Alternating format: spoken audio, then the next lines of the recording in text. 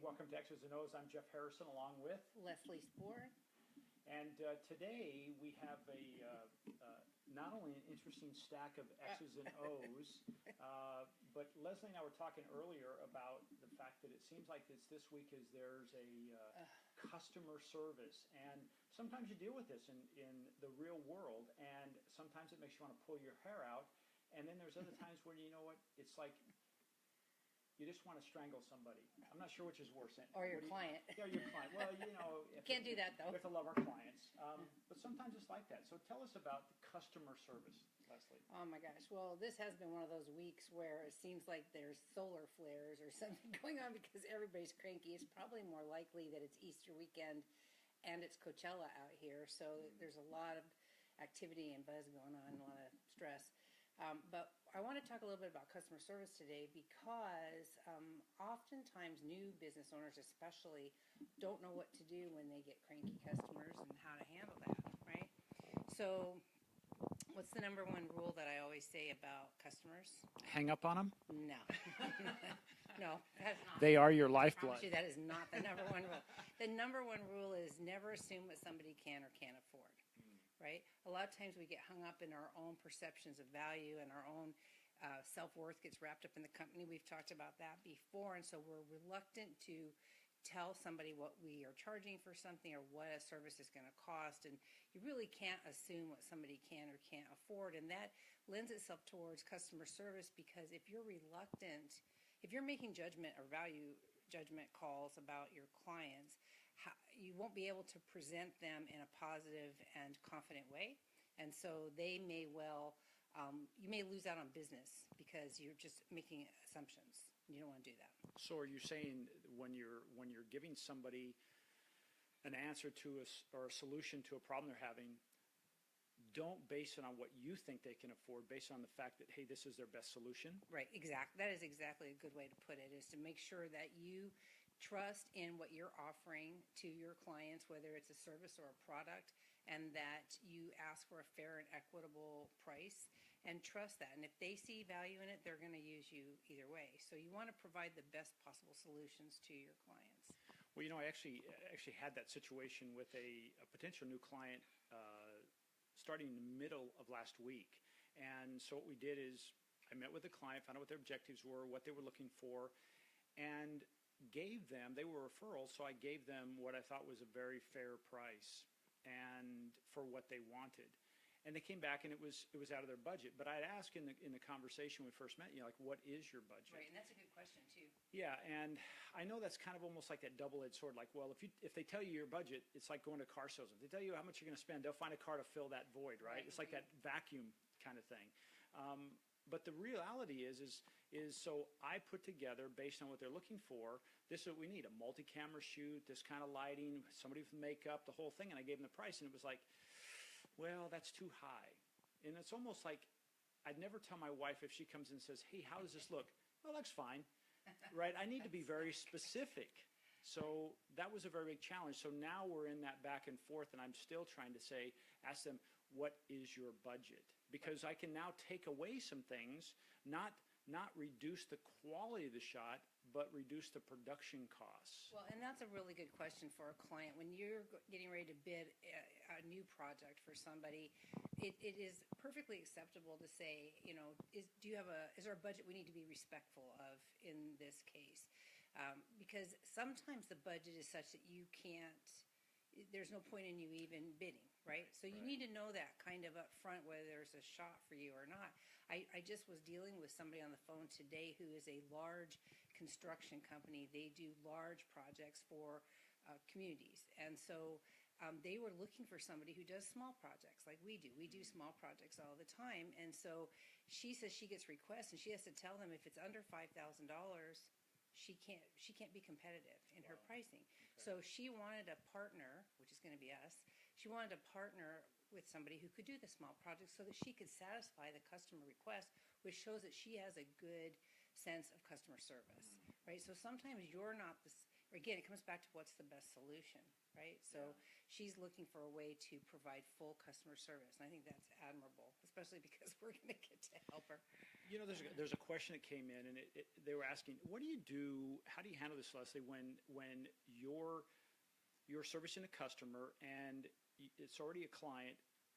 What do you do when you're trying to go the extra mile, and then someone on the staff becomes defensive or protective, and they misunderstand the fact that you're not trying to take over their job, you're just trying to be that person who goes extra mile? How do you handle that situation? Because it's not scope creep where the client is asking you to do a lot of stuff that's not on your thing or on the proposal. It's the other way around. Like maybe as an example, this afternoon we have a client, they have a relationship with another location, and we're going to go over there and double check for their live streaming service. We're not charging them anything. That's us going above and beyond. But using that same example, like the question that came in is, now someone within that organization got defensive or offended because we did volunteer to do that. We did that. How do you handle that? Well, I always tell everybody that we're not here trying to take work away from anybody. There is enough work in the community to go around.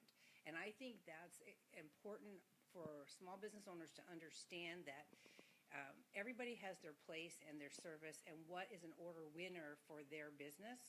So they want to understand that competition is healthy and that where they can excel. Actually, good customer service is an expectation. In the old days, decades ago, customer service was an order winner for companies. The company that gave the best customer service often got the work. But now it's expected all the time.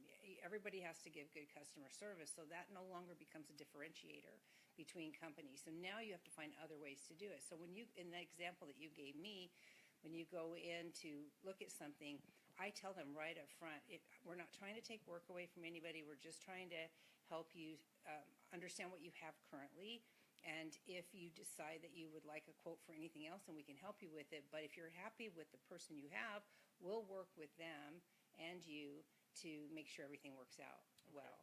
So you have to be really comfortable in your skin about what you offer and how you can help and what that's different from somebody else they're already working with, right?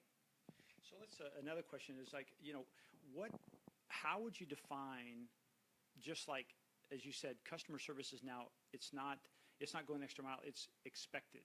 So can you give us some basic guidelines? This question was, can you give us basic guidelines of what does customer service like, just like that, hey, this is the expected? Well, and I'm glad you asked that question because I had something I really wanted to get across today, and so that's a perfect segue.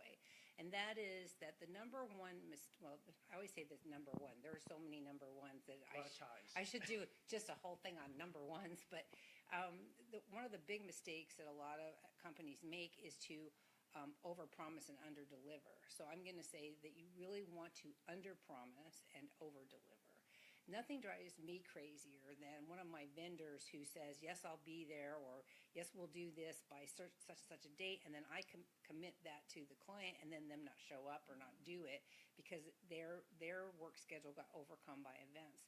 I don't want you guys to make that same mistake. So be conscious of what you have going on. Leave yourself some breathing room when you're making commitments so that you have time available for unexpected stuff that pops up, some discretionary time. And then when you make a commitment to a client, be sure that you always do that or better. Always do that or better because clients appreciate somebody who does what they say they're going to do. So you want to underestimate what you're committing and then over deliver that. So if I say something like, okay, this job is going to take approximately, I know it's going to take 2 hours. Should I say it'll take approximately 3 hours, so I finish it in 2? Yes. Yeah, whenever you can. When we're making deliveries on things, we'll tell the client that the lead time is 3 to 4 weeks, knowing that it's 2 to 3 weeks, but we want to give ourselves a little bit of room.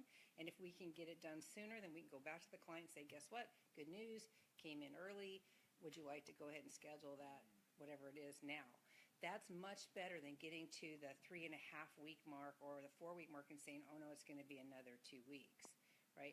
Because you didn't do the homework to find out how much time it should really take. And that's a common mistake when you're first getting started. You're trying to find your way about things. But if you can try to give yourself some room, you'll be a lot more effective with customer service. And the perception of you, because remember, the client doesn't know how much time anything takes. So the perception of you will be much higher if you underpromise and overdeliver. How do you deal with this, Leslie? If let's say, your instance, we both sell the same widgets, have the same service, and I do that, and I say, okay, instead of it taking 2 weeks to deliver this, I tell them 3 weeks, but you tell them a week and a half, and they're in a rush, so they hire you instead. So you've overpromised, and now you're going to be underdelivered. But now when they come back to me because they're disappointed in you, it's like now it's still going to be 3 weeks to deliver this. And that's okay. I mean, there's nothing you can do about that. Those decisions happen all the time. I'm a firm believer in that we get the work we're supposed to get. So if we lose a project to a competitor who is over-promising, all I can do is wish them the best and trust in the fact that I got the work that I was supposed to. And then if they come back to me, then we talk about, well, do you want to expedite? There may be a fee or a way to expedite this to recover quicker, or do you want, and I oftentimes ask them that up front, especially if I know I'm competing for time. I'll say, are you willing to pay expedite fees, or how do you want to go about this? What's your priority for getting this done? We do try every way we can to work within our clients' requested timeframes, but sometimes, material lead times are what they are, and you can't always better that. And so if somebody's promising a week and a half, either they've got stock on something, or they're just saying that to get the work. And there's nothing you can do to really compete against that. Yeah. What about when it's like, do you have in your policies and procedures, are these as far as customer service guidelines, are these in your policies and procedures if you have more than one person on your staff, between you and your spouse, if you will, or you're the only one? Do you have these as written, like golden rules, if you will? I do. And you need to understand what level of customer service that you want to give and what things matter. There are certain things that, handling disgruntled customers is another whole. I mean, how many times have you gone to return something and the person at the counter has been absolutely rude to you, right? Taking it personally. They're taking it personally. And when people are bad to you, you have to understand that there's something going on in their own life.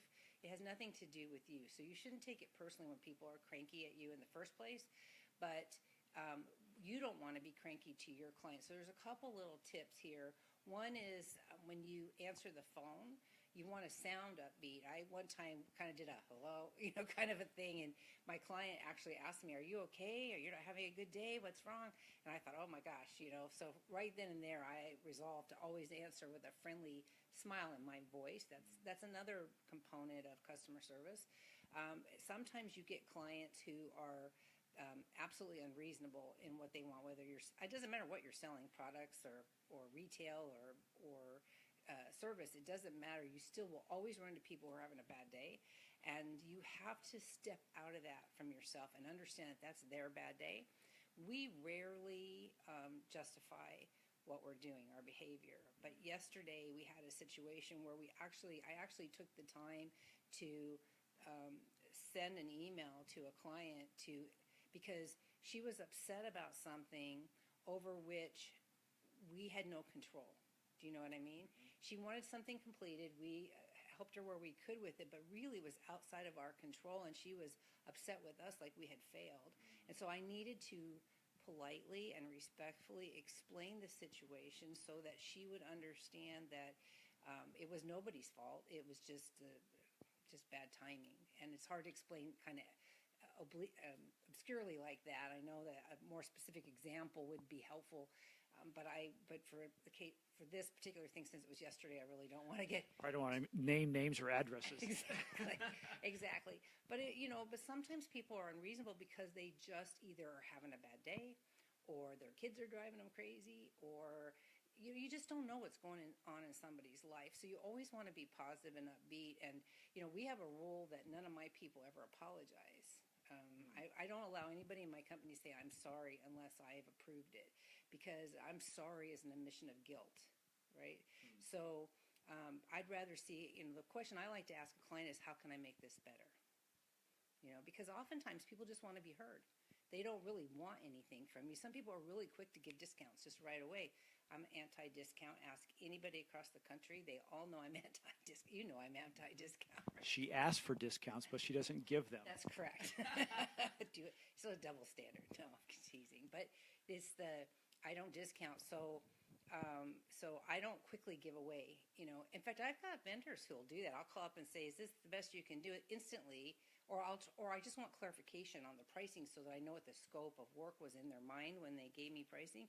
And quickly they want to start cutting prices. And I said, "I didn't ask you to cut the price. I just want to know what is all included here, so that I can justify it." So you got to be really careful about how you present things and find out what the disgruntled customer really wants. You know what I mean? Yeah. Because sometimes they just want you to hear them. Yeah. There's one final question. It comes from somebody who does business online, and they said, they sell a lot of their stuff online. Now they have a brick and mortar store, but they do a lot of business online. How important is customer service, and how can you show that online when really people are shopping? They do stuff on Amazon, so they're really shopping on Amazon, and Amazon, they're looking for pricing. So how can they deal with it, if you have any ideas on that? Well, one of the things is that you be quickly responsive, right? When somebody online has a question, you email to the virtual store. Nothing's more frustrating than taking forever to hear back. And our society has gotten to the point where they want instant responses. Mm-hmm. I'll give you a perfect example of this. I love this story because it's just happened like in a week ago.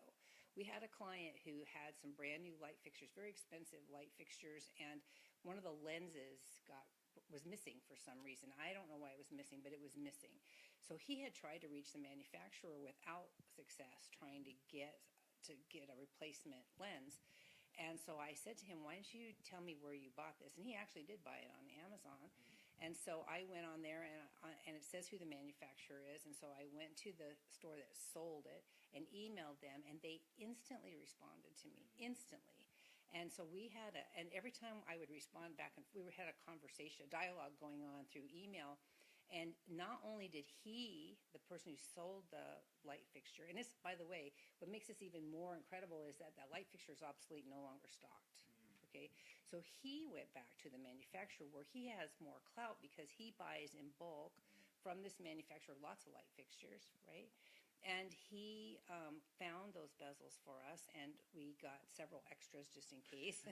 And he had them shipped to us, and it was all taken care of. And so on that online presence is really important about responding in a timely manner, and that your emails are positive, short, to the point, and actually address what the person is asking. Sometimes you get responses that have nothing to do with what you asked, or I can give you another story on that in a second, or they are automated responses. You can't even reply.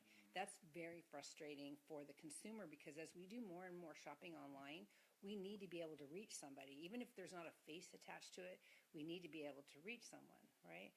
I bought a service I paid through PayPal. And I have used this service many times over the years. It's a computer, remote controlled computer, technical cleaner thing. They search for malware and do certain things. Okay. So I've used this service many times over the years, very happy with it. They log in through a TeamViewer or some kind of something like that, right? And so I bought the service again, and they never used to be. You'd pay for it, you'd get somebody on a chat, and you'd pay for it, and then they would log you in, and they would and they'd get onto your computer, and they'd take care of you. Couldn't get anybody, and it said their new thing said you had to dial in through Skype. So I kept trying to go through Skype and couldn't get anybody, and couldn't get anybody, and couldn't get anybody. So I finally got frustrated. Found a local person, which I'm happier about anyway. And then I filed a claim through PayPal to get my money back. Well, PayPal took a few days, and they came back and they said, "We're denying your claim because apparently you got the service that you paid for." Well, here's why they did that. When I bought it, it went through a third-party shopping cart feature. I don't want to say the name of it, but a third party. So that they went only to that level, to that third party, and they said, "Yeah, she paid for it and she got it." but actually I didn't. So I had to better clarify what happened and explain that that was a third-party shopping cart, and it was actually the company beyond that I could not get any response to. And because I suspect that they're in a different time zone, I even tried contacting them at all hours of the day and night trying to reach them. Because, like I said, they had provided good customer service in the past. In the end, A, I never reached them. B, PayPal did refund my money after the second appeal. And C, it just sometimes, I think that from a customer service perspective is that you need to make sure you respond. That's about the only way that I can think of online that you can show that you're customer service focused. Speaking of in the air, have you heard about the whole situation with United Airlines? Yes, Okay. I just heard about that today. Okay, so since it's fresh on your mind, if you were in charge of United in customer service, would you have handled it differently? And if so, what would you do? How would you handle that? On the spot. Well, first of all, as somebody who has over 1 million air miles from traveling commercial, when I was consulting, right? This is a really near and dear topic to my heart. So if I had been United Airlines and I needed to get 4 employees to another plane so that they could make their connect, because, pilots and flight crew can only fly so many hours. And if you aren't in the right place at the right time, they do have to get their people there. So I can understand that maybe they did have a need to get their employees on that flight.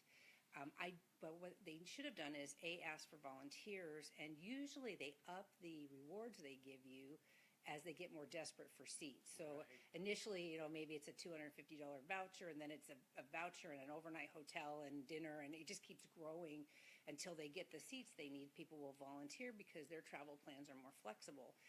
I can't for the life of me, because I haven't read anything that indicates why they didn't follow that plan, why they just picked 4 people. It appears, now I don't know that we have the whole story, but it appears that they just picked 4 people at random and said, you 4 have to get off the plane. And I've never in all my years of flying seen an airline do that. So I can't understand. That's really bad customer service. And they said they're ashamed, and they should be. I don't know what the protocol was that necessitated, I understand why they needed to do it, but I don't understand why they went about it in that way. And if that man refused to get off the plane, as he did, then they could have picked somebody else or asked for another volunteer. So why they went, there has to be more to the story about why they went to such a physical extreme, in my opinion, than what we're reading, because it doesn't make any sense at all. Like I said, I've flown a lot on a lot of airlines. I've never seen anything like that. Well, it's probably going to take a while now for United to recoup their position. I mean, it's going to. And their stock. Yeah, I think it said it went down $250 million. Well, I was going to say within like the first few hours. Yeah, now it's almost $1 billion. I mean, that's a lot when you talk about some airlines. They're making pennies per share, and now that's going to be tough. So.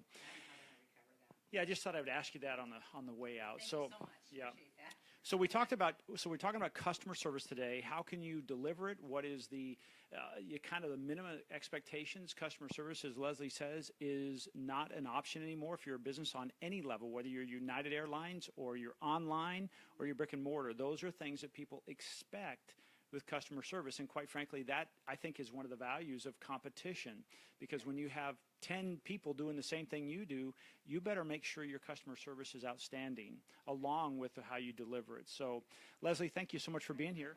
My pleasure. Thank you for having me. Thanks for joining us. I'm Jeff Harrison I'm Leslie Spoor. for X's. And O's. Bye now.